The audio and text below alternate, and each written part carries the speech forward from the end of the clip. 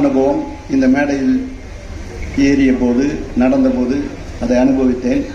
அதுபோல் பறந்து படம் பார்க்கும்போது உங்களுக்கு அன்பு தெரியும், பண்பு தெரியும், பாசம் தெரியும், உற்றம் தெரியும், உணர்வு தெரியும், அத்தனையும் உள்ளடக்கிய ஒரு உயரிய படைப்பு ராம் அவர்களின் பறந்து அங்கிங்கனாதபடி எங்கும் வெற்றி கொடி நாட்டிட இறைவனை வேண்டி விடைபெறுகிறேன். நன்றி, வணக்கம்.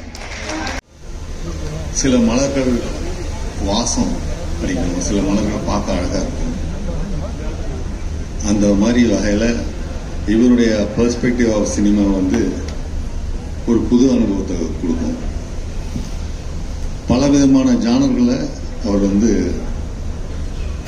தொடர்ந்து பண்ணிட்டு வர்றாரு. இதுல சிவா அவர்கள் காம்பினேஷன்ல ரொம்ப அற்புதமா, நம்ம படம் பார்க்கல, அவருடைய தந்தையா நடிக்கிறதுக்கு ஒரு சின்ன வாய்ப்பு கிடைச்சது. அதுலயே எனக்கு சொல்லிக் கொடுக்கும்போது அவுட்லைனா அந்த கதை சொன்னாரு. அவர் ஒரு பெரிய என்ன சொல்றது, சினிமால ஜீனியஸ்னு சும்மா சொல்லுவாங்க, ஆனா அவர் அப்படிப்பட்ட ராம். எனக்கு ரொம்ப ஒரு ரிலேட் பண்ணிக்கிற விஷயம்னா பூபால ராயர் அப்படிங்கிறவர் எனக்கும் ஆசிரியர். இன்னைக்கு அவங்க இன்டர்வியூல பார்த்தா எனக்கு அது தெரிஞ்சது. அந்த பூபால ராயர் நடிச்ச அழகருமா என்னுடைய பெஸ்ட் ஃப்ரெண்டு. இவருக்கு இவ்வளவு இளம் இயக்குநர்கள்ல இருந்து நம்ம விக்ரம் சார் வர எல்லாருமே ரொம்ப இவர்கிட்ட அன்பா இருக்கிறாங்க அப்படிங்கிறது ரொம்ப. மாரி செல்வராஜ் தான் விழா மாதிரி, தான் வீட்டு விழா மாதிரி நடத்திட்டு இருக்கிறது ரொம்ப சந்தோஷம். நான் ராம பத்தி நிறைய தெரிஞ்சுக்கிட்டது பரியேறும் பெருமாள் அந்த ஆடியோ ஃபங்க்ஷன்ல மாறி பேசின பேச்சு. உண்மையிலே அதை நான் நிறைய பேருக்கு நான் ஃபார்வர்ட் பண்ணேன். ஒரு கான்ஃபிடன்ஸான அந்த அவர் எந்த நிலையிலிருந்து வராங்கிற அந்த உண்மையை அவர் சொன்னாரு. நம்ம செலுத்துட்டேன். அது மட்டும் கிடையாது, தனஞ்சயன் சார் அவர் நடத்த பாப்டால எல்லா ஸ்டூடெண்ட்ஸும் ராம் மேல அவ்வளவு அன்பு செலுத்துவாங்க. அவர் தனக்குன்னே பண்ண மாட்டார். அவர் எல்லாத்துக்குமே எல்லாரும் ஒரு ஃபங்க்ஷன், அந்த 2BH ஃபங்க்ஷன்ல போய் அவ்வளவு அவங்க அந்த சென்சார் அந்த போர்டு நடந்துட்டு இருக்கும்போது கூட அங்க அதை விட்டுட்டு முதல்ல பேசி அவர் வாழ்த்துனது. அதுக்காக அஸ்வத் மாரிமுத்துலேருந்து நம்ம எல்லா டைரக்டரும், யங் டைரக்டர்ஸ் எல்லாம் ரொம்ப அந்த டூரிஸ்ட் ஃபேமிலி டைரக்டர் எல்லாருமே ரொம்ப ரொம்ப சந்தோஷமா இருக்கு. சந்தோஷம் மட்டும் இல்ல, அதான் ராம்.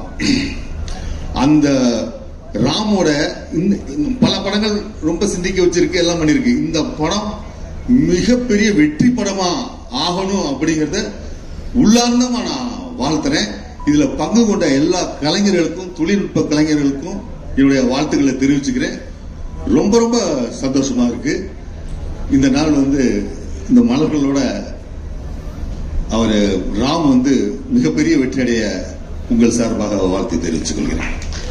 ஒன்று செம்ம கான்ட்ராஸ்டோட எழுதுவாங்க, இல்லை அப்படின்னா ரொம்ப மேட் ஃபார் ஈச் அதர் அப்படின்னு எழுதுவாங்க.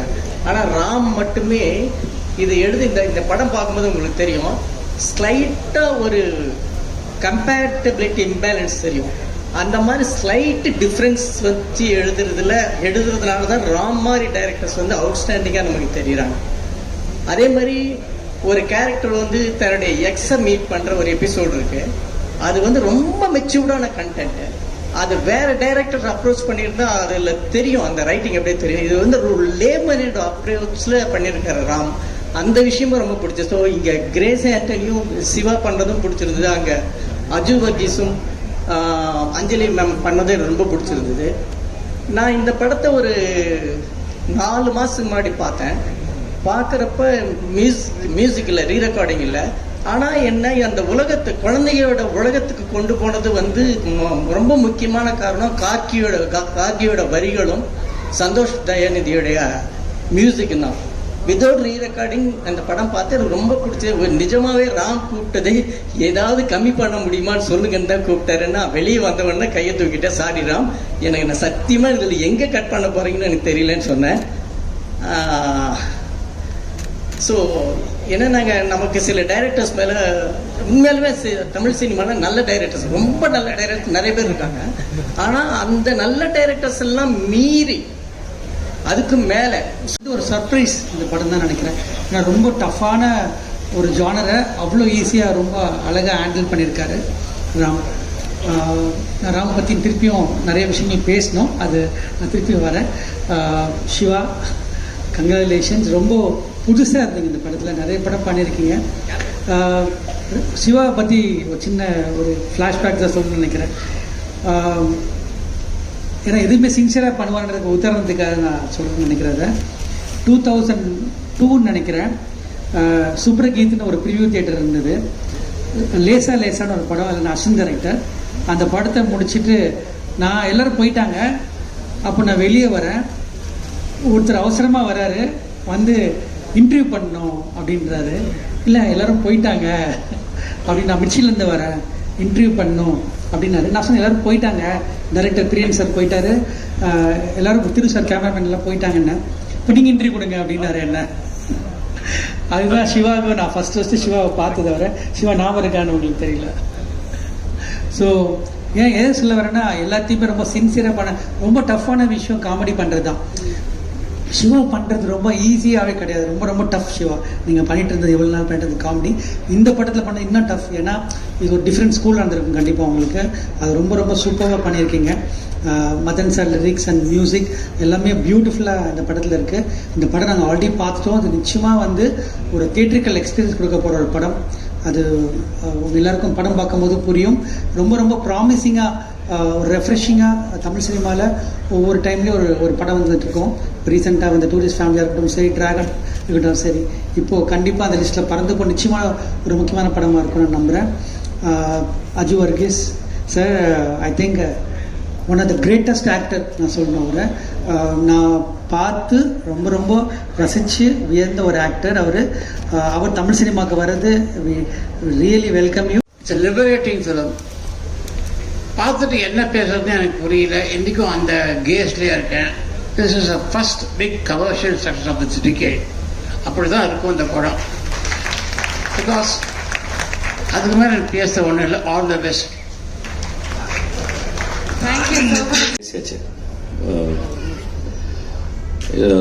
ஐ think this one of the best occasion நினைக்கிறேன் எனக்கு. ஏன்னா வந்து ஒரு மகா மனிதரை, ஒரு எக்ஸ்ட்ராடனரி கலைஞனை அறிமுகப்படுத்தப்படி, அவர் அறிமுகப்படுத்துறதுல இந்த உலகமே தெரியும், தமிழ்நாட்டில் இருக்க எல்லாருக்குமே தெரியும். அவர் ஒரு எக்ஸ்ட்ராடனரி சிங்கர், ஒரு கர்நாடகா சிங்கத்தில் ஒரு பெரிய ஜீனியஸை தொட்டவர் அவர். இந்த படத்தில் நானும் ஒரு பாட்டு பாடினேன். இப்போ பாட்டு பாடும்போது ஒரு டியூன் போட்டுட்டே இருந்தாங்க. டியூன்னா ஒரு பாட்டு கேட்டுச்சு.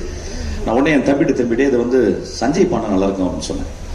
அதை கேட்ட ராம் சொன்னான், சார் நாங்களும் அதான் சார் யோசிச்சுக்கணும். டே அப்புறம் சொன்னால் எப்படி சார் ரீச் பண்ணுறது? நாங்கள் டெய்லி நைட்டு மீட் பண்ணுறோம்டா எங்கள் ஆஃபீஸில், அவர் வீட்டில் இருப்பேன். அப்புறம் உடனே கால் பண்ணி உடனே சஞ்சய் நீங்கள் இந்த படத்தை பாடணும் அப்படின்னு சொன்னேன். உடனே அவர் ஒத்துக்கிட்டாரு. சஞ்சய் பற்றி எனக்கு சொல்கிற அளவுக்கு எனக்கு அவருடைய இசை ஞானம் எனக்கு இல்லை. ஆனால் ஒரு ரொம்ப சின்ன ஒரு விஷயம் சொல்கிறேன். இன்னைக்கு காலையில் அகீர் பைரவர்னு ஒரு ராகம், ஒரு இந்துஸ்தானி ராகத்தம், அது இப்போ சொல்லிக் கொடுத்துருக்காரு எங்கள் மாஸ்டர். ஸோ அவர்கிட்ட கேட்டேன், அகீர் பைரவர்னு கேட்டேன். அது ரொம்ப சோகமாக இருக்கே சஞ்சய் அப்படின்னு கேட்ட உடனே சஞ்சய் இல்லை, அது சோகமாக இருக்கு, ஆனால் அதை பாடுற விதத்தில் பாடினா அது ஜாய் கொண்டாந்துடலான்னாரு.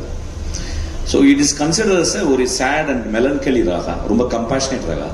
ஆனால் ஒரு ஆளுமை என்ன சொல்லுதுன்னா, அது ஒட்டுமொத்தமாக இது வரைக்கும் பாடின அந்த ராகத்திலிருந்து நான் என்னால் ஜாயாக கூட பாட முடியும்னு அவ்வளோ கான்ஃபிடென்ட்டாக ஒரு உள்ளத்தின் உண்மையிலிருந்து சொன்ன ஒரு மகா கலைஞனை இந்த மேடையில் அழைக்கிறதுல ரொம்ப நான் சந்தோஷப்பட்டேன். வெல்கம் சஞ்சய். மகனே என்னோட கோபத்தை புரிஞ்சுக்க, மகனே மகனே புரியலனா என்ன மன்னிச்சுக்க, அடிச்சது உண்டுதா என்ன வலிக்குது வலிக்கு. எல்லோருக்கும் வணக்கம். நண்பர் மிஷ்கின் அவர்களுக்கு ஒரு தனி நன்றி. நான் அவர் சொல்லி தான் இந்த படத்தில் வந்து பாட எனக்கு ஒரு வாய்ப்பு கிடைச்சிது. என்னன்னா, அவங்க கூப்பிட்ட உடனே நான் போய் ரெக்கார்டிங்கில் உட்கார்ந்த உடனே அவர் என்கிட்ட ஒரு வார்த்தை சொன்னார், ராம் சார் மொத்தம் 23 பாட்டு இருக்கு அப்படின்னாரு. நான் உடனே சார் இது பக்தி படம் இல்லையா அப்படின்னு ஒரு தடவை கேட்டிருக்கேன். ஏன்னா அப்போ அந்த விபர நாராயணில் 40 படம் அப்படி இப்படின்னு சொல்லுவாங்க. அதுக்காக அப்புறம் நம்ம நண்பர் சந்தோஷ் தயாநிதி சும்மா ஒரு 3 நாள்ல வந்து ஒரு 20 பாட்டு போட்டிருக்காரு. ஆக்சுவலா ரொம்ப ஒரு பெரிய காரியம் பண்ணியிருக்காரு. அது மட்டும் இல்ல, ஒரு பாட்டும் வந்து அப்படியே தூக்கி நிக்கிற மாதிரி அவர் அற்புதமான ஒரு கலைஞர். அவர் ரொம்ப ஈஸியா, ரொம்ப நான் கேட்ட உடனே, நான் போன உடனே தான் பாட்டை கேட்ட உடனே ரொம்ப ஒரு ஹாண்டிங் மெலடி, அதாவது திருப்பி கேட்ட உடனே திருப்பி ஒரு தடவை பாடணும்னு தோணக்கூடிய ஒரு தன்மை இருக்கக்கூடிய ஒரு பாட்டு. அவருக்கு அந்த ஒரு இயற்கையாக அவருக்கு கிடைச்சிருக்கு. அது ரொம்ப கஷ்டம், கலைஞர்களுக்கு அது கிடைக்கிறது கஷ்டம். அவருக்கு வந்து இன்னும் மேலும் மேலும் பல வெற்றிகள் வரணும்னு வாழ்த்துறேன். நான் ராம் சாரோட ஒரு பெரிய ஃபேன், எல்லா படங்களையும் பார்த்துருக்கேன், ரொம்ப பிடிக்கும். அதுவும் இந்த பாட்டு பாடணும்னு அவர் சொன்ன உடனே 2 நாள் உட்காந்து இன்னொரு தடவை அவர் படத்தில் போய் பார்த்தேன். அதுக்காக பாட்டில் ஒன்றும் சேஞ்ச் இல்லை, அவங்க சொன்னது தான் பாடினேன். பட் படத்தை இன்னொரு தடவை பார்த்தேன். ரொம்ப அவருடைய ஒரு ஃபேன்னா. அது மட்டும் இல்லை, பாடி முடிச்சுட்டு ரொம்ப நேரம் பேசிக்கிட்டு இருந்தோம், நிறைய விஷயங்கள் பரிமாறினோம், பேசினோம். அதில் வந்து நிறைய விஷயங்கள்ல ஒத்து போச்சு எங்கள் 2 பேருக்கும். அதனால அவருடைய படம், இந்த படம் வந்து ஒரு பெரிய வெற்றி அடையும். ஏன்னா இன்னைக்கு அவர் மிஷ்கின் வந்து ஆகிர் பைரம் சோகமான ராகம், அதுக்கு வந்து ஒரு ஜாய் கொடுக்கலாம் அப்படின்னாரு. இப்போ எனக்கு ஒன்று தோணித்து, இவங்கெல்லாம் பேசுறத பார்த்தா ராம் சார் வந்து காமெடி எடுத்துட்டாரு அப்படின்னு சொல்லுவாங்க. அந்த மாதிரி யாராலையும் எதை வேணாலும் செய்ய முடியும், கலைஞனா இருந்தா போறோம், அவ்வளவுதான். அதை வந்து இன்னைக்கு இவங்க பேசுறத வச்சு அவர் நிரூபிச்சிட்டாருன்னு தெரியறது ரொம்ப சந்தோஷம். படம் வெற்றி அடைய என்னுடைய வாழ்த்துக்கள். நன்றி. தேங்க்யூ. எதுக்கு என்ன கூப்பிட்டேன்னு நான் வந்து நிறைய வாட்டி அவர்கிட்ட கேட்டிருக்கேன். இந்த ஒரு சின்ன ஒரு கேரக்டருக்கும் அதுக்கப்புறம் ரீசென்ட்லி ஒரு சின்ன ஒரு song, and that too, you know, with Madan, my brother, we've sung so many songs together, done so many songs together, and Santosh also. நிறைய ஆப்ஷன்ஸ் கொடுத்தாரு ராம் சார், வந்து அந்த பாட்டு பாடுங்க, இந்த பாட்டு பாடுங்கன்னு. பட் ஐ ஃபெல்ட் எங்கேயோ கொஞ்சம் டிஃப்ரெண்ட்டாக நான் யூஸ்வலாக பண்ணுற ஒரு இமோஷனல் இல்லை மேபி லவ் சாங்கோட கொஞ்சம் டிஃப்ரெண்ட்டாக இந்த ஒரு song, sunflower song. So sunflower is for legends. And அதே மாதிரி இந்த கேரக்டர் கூட நானும் தியாவும் ஹஸ்பண்ட் ஒய்ஃப் ஜெஸ்ஸியோட பேரண்ட்ஸாக அதில் நடிச்சிருக்கோம்.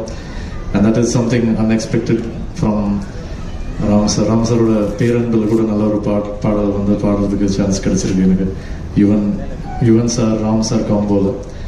So I don't know why I was chosen, but I'm just happy.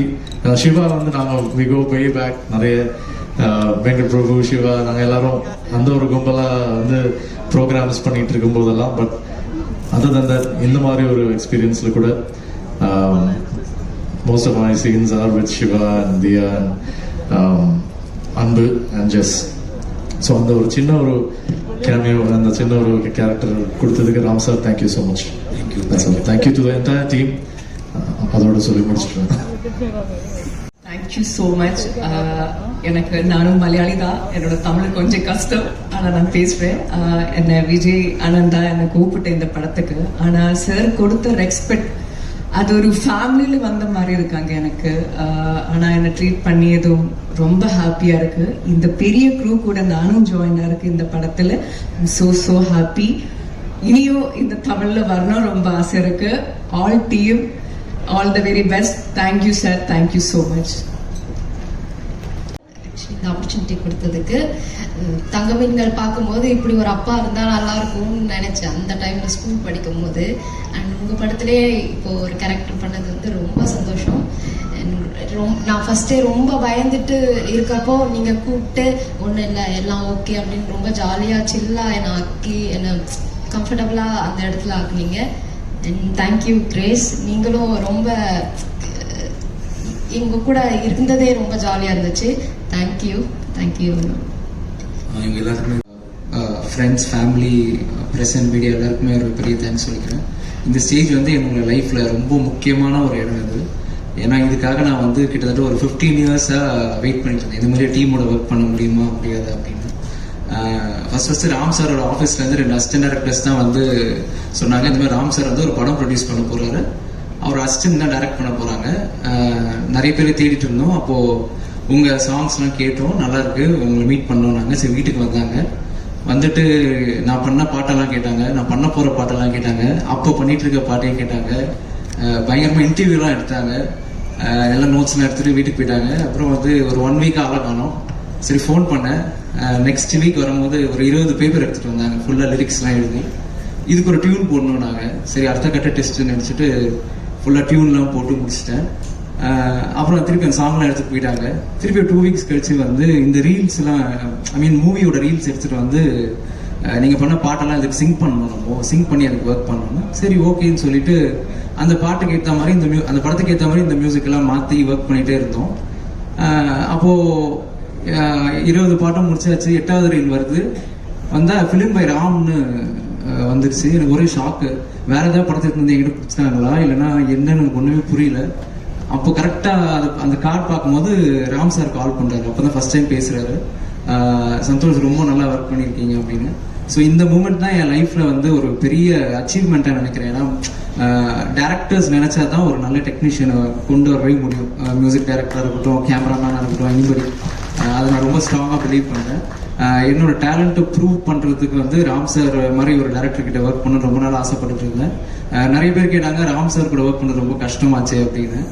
எனக்கு அந்த கஷ்டம்லாம் இல்லை. ஏன்னா நான் வந்து எங்கள் பாஸ் ரேமன் சார் கூட வந்து கிட்டத்தட்ட ஒரு 15 வருஷம் ஒர்க் பண்ணியிருக்கேன். அவரும் ராம் சாரும் ஒரே மாதிரி தாட் ப்ராசஸ்ல இருக்காங்க தான். They are never satisfied with, அதாவது ஒர்க் பண்ணிட்டே இருப்பாங்க again and again and again. So எனக்கு அந்த ட்ரைனிங் வந்து கிட்டத்தட்ட ஒரு 10 இயர்ஸாக இருந்ததுனால எனக்கு ராம் சார் கூட ஒர்க் பண்ணுறது ரொம்ப ஈஸியாகிடுச்சு. And then Madhan Karky sir and think music எல்லாருக்குமே இந்த டைமில் ஒரு பெரிய தேங்க்ஸ் சொல்லிக்கிறேன். அண்ட் படத்தில் ஆக்ட் பண்ண எல்லாருக்குமே என்னோட பெரிய நன்றி. அப்புறம் மாரி சிலவேசனா அவருக்கும் ஒரு பெரிய thanks. Thank you so much sir. Ram sir thank you so much. And நான் முக்கியம் என் படத்தை பார்த்துட்டு நான் கூப்பிட்டு என் படத்தை ப்ரொமோட் பண்ணுறதுக்காக கூட வந்து இருங்கன்னு சொல்லி கேட்டதுக்காக இன்னைக்கு வந்திருக்கக்கூடிய ஃபர்ஸ்ட் ஃபிலிம் மேக்கர்ஸ்லேருந்து எனக்கு பிடிச்ச மிஸ்கின் வரைக்கும் இவ்வளோ நேரம் இங்கே இருக்கிறதுங்கிறது வந்து ஐ திங்க் இட்ஸ் அ பிளஸ்ஸிங்னு நினைக்கிறேன். நான் ஒவ்வொரு படத்துக்கும் நான் இதை செய்ய வேண்டியிருக்கு. அண்ட் என்ன சொல்லலாம், உதாரணத்துக்கு வந்து எல்லாருமே ஒரு பாதுகாக்கணும் அப்படின்னு சொன்னாங்க. அதெல்லாம் என் மேலே இருக்கக்கூடிய அன்புனாலையும் பிரியத்தாலையும் சொல்கிறாங்க. I am safe, I'm a nice place. என்னை பாதுகாக்க வேண்டிய இடத்துல நான் இல்லை. அதோட அர்த்தம் என்னன்னா I like your love and every thing. நீங்கள் எந்த அர்த்தத்தில் சொல்கிறீங்கன்னு எனக்கு தெரியுது. And sincerely I am thankful to every one இங்கே வந்து இந்த படத்துக்கு உங்களுடைய குரலை கொடுத்தது. அண்ட் குறிப்பாக இவ்வளோ நேரமாக எனக்கு ரொம்ப பிடித்த 2 இயக்குநர்கள் உட்காந்துருக்காங்க. ப்ளீஸ் ராஜ்முருகன், ப்ளீஸ் நீங்கள் நாடுகள் 2 வாங்க, மேலே வாங்க. அண்ட் மிஸ்கின் அண்ணா வாங்க, ப்ளீஸ் வாங்க 2 பேரும். அண்ட் ராஜ்முருகன், நானவேல், நான் அவங்க 2 பேர்த்துடைய பெரிய ஃபேன். அண்ட் மீரா, அரவிந்த் வாங்க. And Rajmurugan please.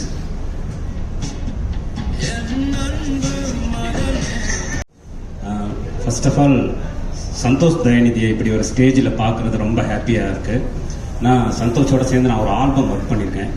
நான் அவருக்கு ஒரு லிரிக் எழுதி கொடுத்துருக்கேன். அப்போவே வந்து சந்தோஷ்க்கு ஒரு நல்ல படம் அமைஞ்சால் சூப்பராக வருவார் அப்படின்னு தோணுச்சு. அது ராம் சார் படமாக இருந்தது. ரொம்ப ஹாப்பி. Thank you sir. அதுக்கு ட்ரம்ப்பும் நெதன்யாகுவும் உலக வல்லரசுகளும் 3ஆம் உலகப் போருக்கான நற்காரியங்களில் ஈடுபட்டு கொண்டிருக்கும் போது என் பிள்ளைகளுக்கு சூரியகாந்தியையும் சூரிய உதயத்தையும் வானவில்லையும் பட்டாம்பூச்சிகளையும் பரிசளிக்கும் ராம் சாருக்கு thank you very much. Love you. Extra பேசினா கூட 2 வார்த்தை கூட எக்ஸ்ட்ரா பேசணும்னு நினைச்சேன். இப்போ 2 வார்த்தையே எக்ஸ்ட்ரா தான். வாழ்த்துக்கள் சார். ராம் சார் கிட்ட இருந்து ஃபோன் வந்துச்சுன்னா ஒரு நல்ல படம் பார்த்துருக்கேன், இதை எப்படி ரிலீஸ் பண்றதுன்னு பேசுறதா இருக்கும். முதல் தடவை அவர் படத்துக்காக அவர் கூப்பிட்டது அப்படின்னு ஒன்று இது இந்த படம் தான். அதனாலதான் இந்த அன்பு சார் எல்லாருக்கிட்ட இருந்தோம். ஏன்னா நீங்க யாருமே தெரியாத பல பேருடைய படத்தை உங்க தோல்ல தூக்கி சுமந்திருக்கீங்க. அதை நல்ல இடத்துக்கு கொண்டு போய் ரீச் பண்றதுக்கு இது பண்ணிருக்கீங்க. அதனுடைய விட்னஸா நாங்கள் இருந்திருக்கோம்.